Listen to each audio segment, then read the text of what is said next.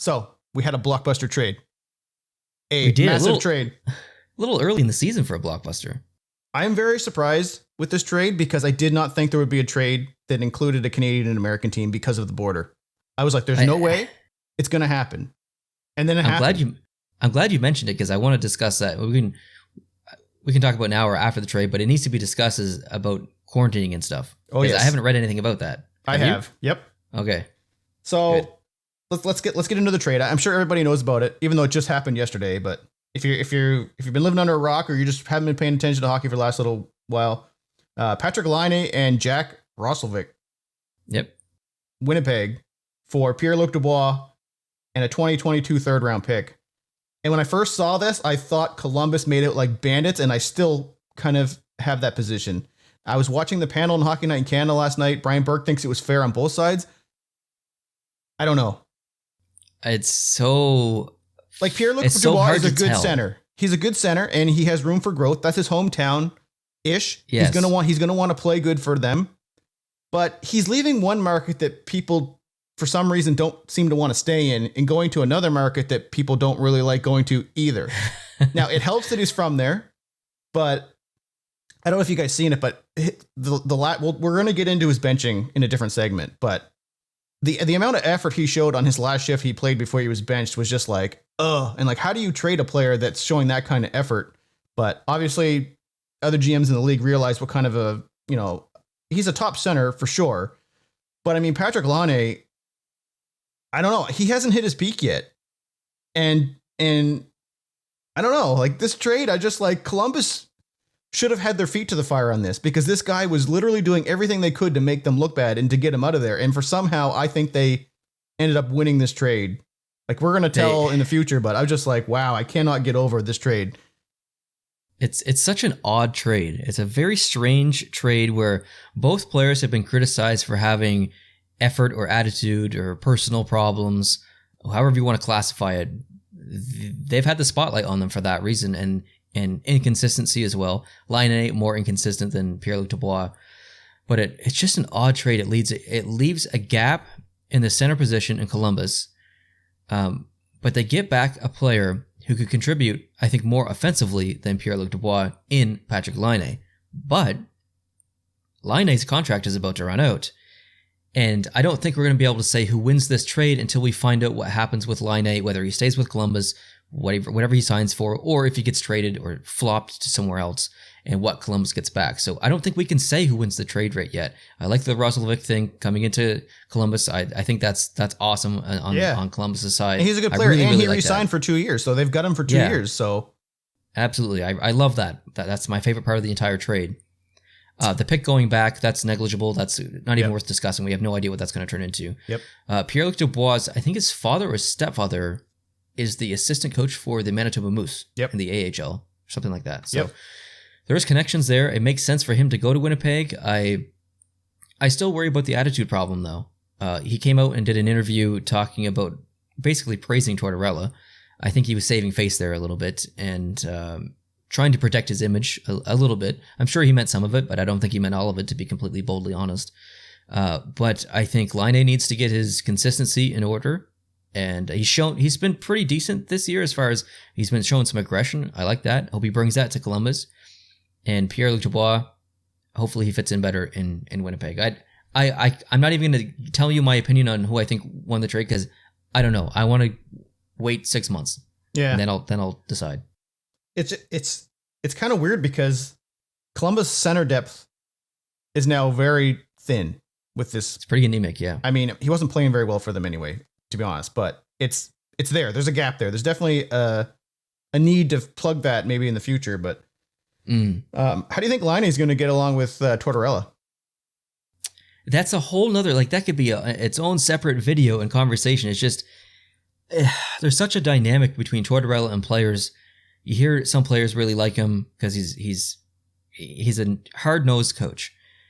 And some players absolutely hate him. So I have a feeling that Laine won't be in, I don't want to make any predictions, but I have a feeling that Laine won't be in Columbus long enough to really form a like or hatred towards Tortorella. And if he's there long term, I think it's going to be a battle. I think Laine I think he's kind of a quiet person, but at the same time, he doesn't really like to be spoken down to, even though, the coach is superior. Yep. And Tortorella is like the be all end all speaking down coach. So I'm worried that if he does stay long term, and I mean long term as in like the rest of the season, by the end of it, he might be gone regardless. So I do have a gut feeling that they're going to flip him. There's already rumors with Montreal again, and I'm tired of it, but Danault turned down a deal in Montreal. He's a centerman. Danault going to Columbus with some pieces for Laine, giving Montreal more offense in the wing. Who knows what will happen there. But still, there's already conversations of Columbus flipping Laine. So what does that say about Laine? And what does it say about Columbus?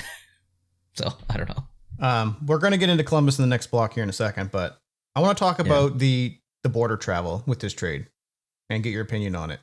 So Canadian government mandates 14-day quarantine to everybody that crosses the border. Doesn't matter who you are, what you are, period.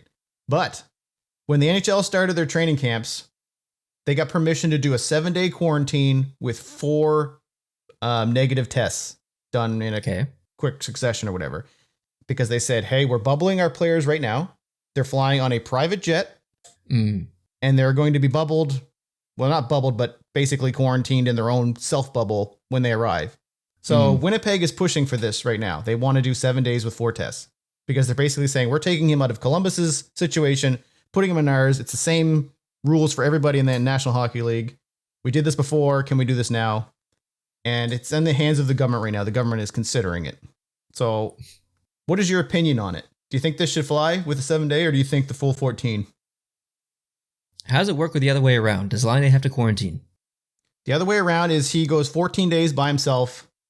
He's not allowed to be around anyone, which is the mandate for everybody. And apparently, not to get too off topic with this, there's been a loophole in Canada and the States where you can't cross the border like in your car. They'll turn you around saying, non-essential travel, you got to go back. But for flying, completely different story. People have been able to go back and forth. They're just being told to quarantine when they get there, which is up to you. Like, quarantine when you get there, but we're not going to enforce it. We're just going to take your word that when you get there, you're not going to be around anybody.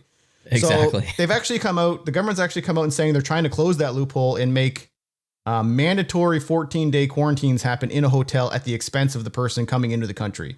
So they're trying to crack down on it right now with the new government that's being set up in the States. Well, at the same time, Winnipeg is saying, hey, we want an exception to get in shorter.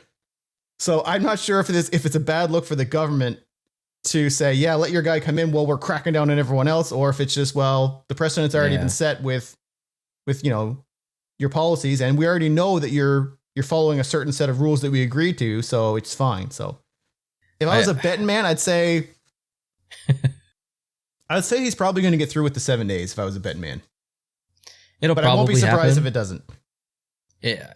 It's my opinion that whatever Laine has to wait, Pierre-Luc Dubois should have to wait, or vice versa.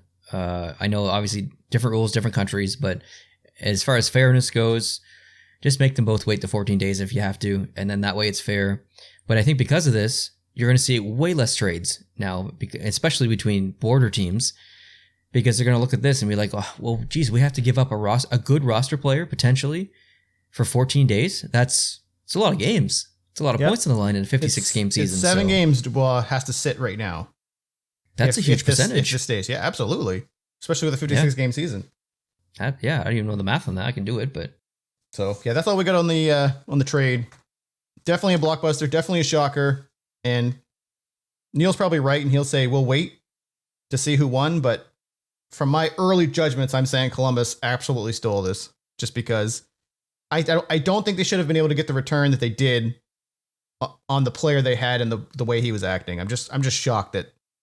And maybe that goes to there being that many teams in on him, like Montreal and a bunch of other teams. Yeah. Maybe there was a high demand and the teams were bidding against each other, and that was the price you had to pay. So I don't know, but could be. I like Pierre-Luc Dubois' game. I think he's a really good centerman. So much potential.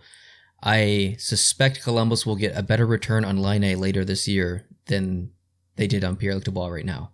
Mm-hmm. So they got Roslovic plus maybe a better return. But that's just going back a little bit. It's 12.5% of their games this season. have 7 games. Missed a quarantine. Yep.